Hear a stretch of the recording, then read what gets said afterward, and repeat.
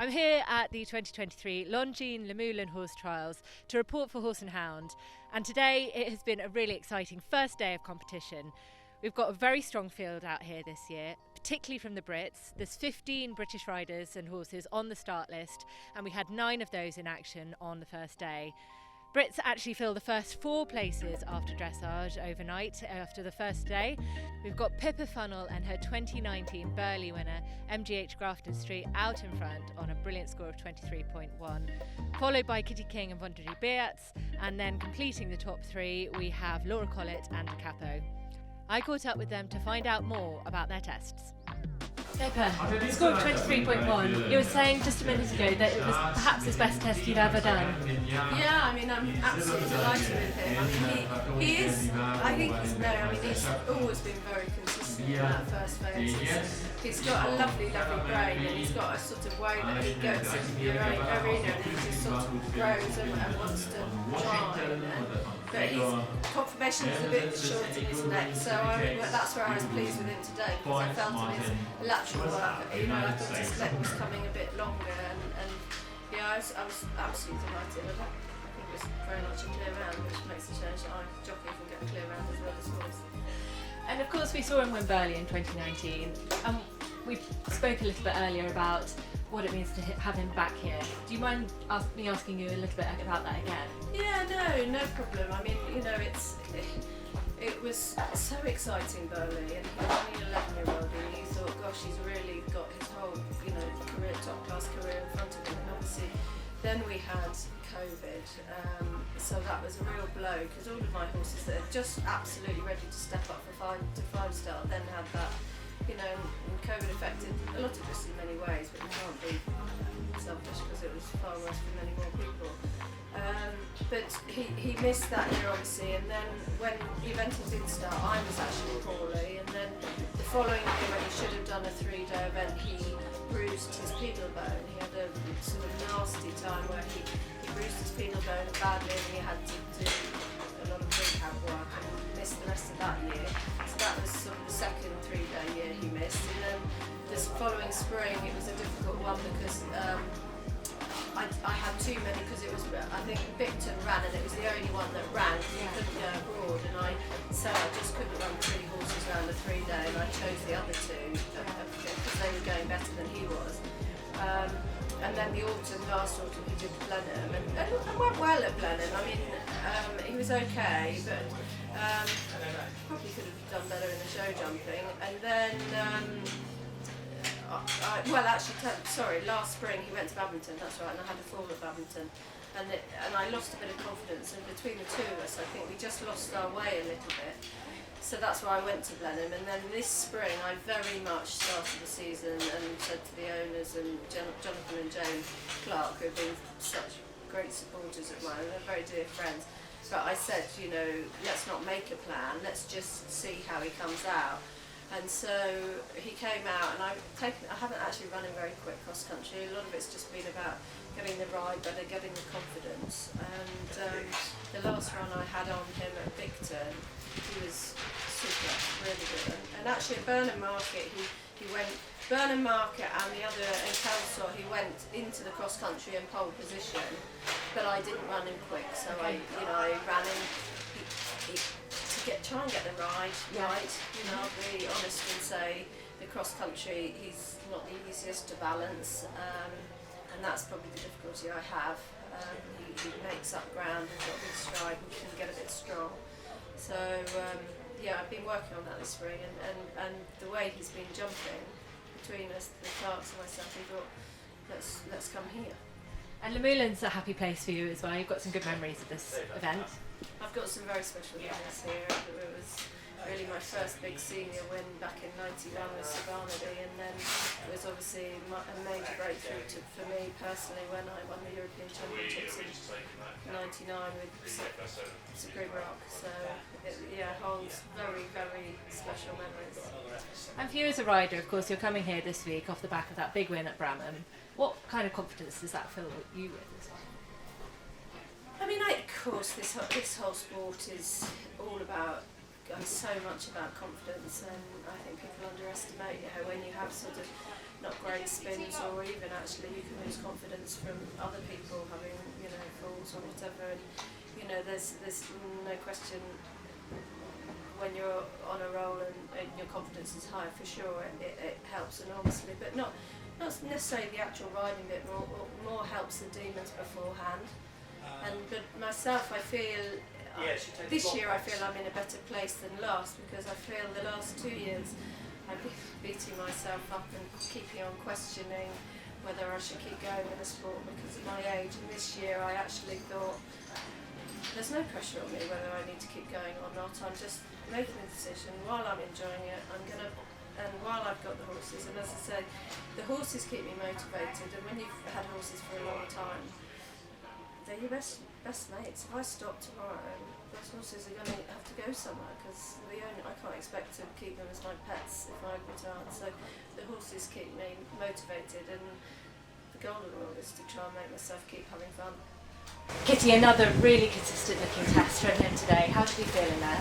Oh, I was really, really chuffed with him. He really stayed with me. He was really focused, and you know, he didn't kind of make any errors anywhere. It was really solid. It didn't feel like we were going to make any mistakes. It didn't feel like you're having to ride and cover things up, which was really nice. You could just go in there and ride him for the horse he is. And yeah, he was super. I'm a little bit disappointed with his mark, because when he's been going like that, he's been scoring kind of 21s and 22s, so it's a bit off the pace for your normal kind of 5-star marking, which is a shame. But as long as they stay tough tomorrow and the rest of today, then I'll be happy. Right. And looking ahead as well to the jumping, the course here, as we were just chatting about how it suited him in the past, fingers crossed it will again this year. What are your first impressions of what Mike's done with the track this year? I mean, it's a great track. It's always got obviously a very similar kind of Luhmühlen feel to it. It's twisty.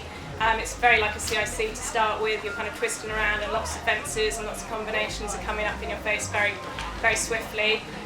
There's lots of skinnies and angles and corners and things like that. So the horses are really going to have to stay focused throughout. And so we as riders, you know, as soon as you relax for a second, then you can easily have a little kind of flyby. So you know, it's a really good track, and there's plenty to jump, and obviously it's a very different feel to Badminton and Burley, but we know that before coming out here. And he's done a great job with the track. Best of luck. Thanks very much. Laura Di Capo looked beautiful to us this morning. How did you feel in there? Yeah, I was really happy with him. Just missed one change, but other than that, he felt very rideable and sort of did everything as and when I asked him. So yeah, I couldn't ask too much more from him. Yeah. And talk to me a bit about the spring campaign as well. How's he been feeling so far this year? Obviously, we saw him go so well in the dressage at Badminton, and then we saved him for another day. But yeah, tell me a bit about that. Yeah, he's been on really good form this year. He had a great run at Burnham Market before Badminton, and then did a good test at Badminton, but you know, the mud was just too much for him. So really rooted to come here. Had another great spin on him at Bicton a couple of weeks ago. So he's coming here feeling amazing. So we'll see what happens on cross country day. And have you had a look at the course yet? Yeah, had a look. It's a really well built track, as it always is here. But loads of places to have a little whoopsie. So on the A game the whole way round. Best of luck. Thank you. Oliver Townend is busy this week. He's one of 2 3-horse riders. He was in action on 2 of his horses today, and he holds 4th place provisionally at this stage with Tregilde. Musi Pottinger from New Zealand is the highest placed international rider at the moment. She's in provisional 5th with Just Kidding. Boyd Martin is the other rider this week that has 3 horses on the start list. He was also again in action with 2 of those today, and he has both in the top 10 at this stage. He's in provisional 6th with the Great Sesteleg TSF.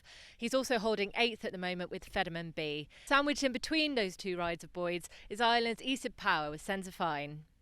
And I also caught up with a couple of the other Brits out here on the first day of dressage at Luhmühlen. Fiona Kashel and Kriva Silverdahar produced a personal best at this level as a combination. Here's what she had to say. Fiona, lovely test and personal best as well. Yeah, chuffed to bits. He's actually been getting much stronger. He did his first 5-star last year at Badminton. He got 35. He was at Badminton this year. He got 34, but that was in the bog. And he's just been getting stronger and stronger in his body and way of going. I've had huge help from Damien Hallam, who's just been my knight in shining armour, and he's transformed us, so really chuffed to bits with that. I was going to ask her what's been the key, but you kind of answered that already there. So I've been training with Damien for probably 2 or 3 years now. and he's just transformed us. Like, he's just transformed my way of thinking, and he's just an invaluable part of my riding career now, so really chuffed. And lovely horse as well, and you mentioned he'd got something in his ear, but he was trying so hard to do the right thing. Yes, I could feel it. He'd just got something in his ear and he was trying to sort of flick it out, but he just stayed with me, bless him. I think any other horse would have just been like, that's it, get this thing out. But he just tries his absolute heart out for me, and he's an absolute pleasure to have on the yard in the stables and away at 3 day. He's very easy and makes the whole week enjoyable. All the best luck for the jumping. Thank you very much. And I also found out more as well about the lovely story of Imogen Murray and Rahern Ruby. This mare is making her 5-star debut aged 15, and it has been a real journey to get her here. Here's what she told me. So Imogen, how was that today? Yeah, no, I'm really pleased with her. Like, it's her first 5-star. She's had atmosphere, but probably only like 2 or 3 times before, and she can get a little bit hot in the dressage. And she was like, the trot work was lovely. Like, she was beautiful trot work. She got a little bit wild in the canter, but that's her. She's always been the same. But no, I'm really pleased with her. Like, she's here for us to sort of have a good week, hopefully, and just see what she's made of. I'm not here thinking I'm going to be in the top 5 or even the top 10 by the end of it. We're just here to see if she's got a 5-star in her and give her a chance, I suppose. And it's been quite a long journey as well. We were talking a minute ago about a journey with the rehabilitation we've done with her and things, and to get to this point. What does it mean for you and the team to have her fit well and starting her first 5-star? It just means everything. I mean, she was off with an injury, I think it was 2020, just after COVID. So with COVID and everything, I think she did like 2 events or something the year we had COVID, so she was off for like nearly 2 whole years. She came back last year, and like I say, there was a point in her rehab where we didn't think she'd ever come back at all. It took a really long time to get her right. And we weren't really sure why. There's lots of things going on, we just couldn't get her sound. So there was a point where we were like, she's not going to come back, and then we thought maybe she will come back, but she's not going to come back to 4-star level. And she came back last year and she did a 4-star long, and she was amazing. And she's here doing a 5-star, and 2 years ago we thought she was going to be a field ornament. So it means everything to everyone that's been involved in all the hard work. Rehabbing a horse is not for the faint-hearted. And we're just happy to have her here and have her enjoying doing what she does, because she loves it. Well, best of luck for the jumping. Thank you. We've got another full day of action here tomorrow at Luhmühlen Horse Trials, including Laura Collett in London 52, who were of course the 2022 badminton winners. We've got none other than defending Luhmühlen champions Felix Vogen-Claro in action. So don't forget to head over to the Horse and Hound website to catch up on all the latest news and features from this week, and to like and subscribe for more content on YouTube.